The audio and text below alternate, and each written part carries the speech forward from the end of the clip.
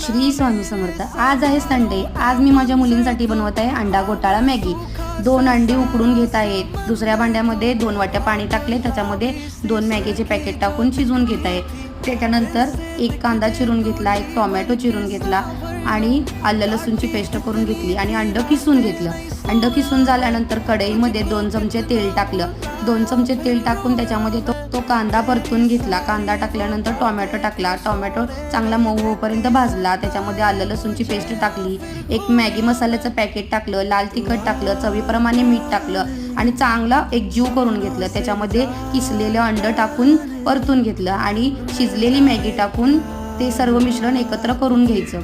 अशी एकदम मस्त आणि एकदम छान अशी मॅगी रेडी आहे। तुम्ही पण करून बघा, खूप छान लागते। आणि माझ्या चॅनलला लाईक शेअर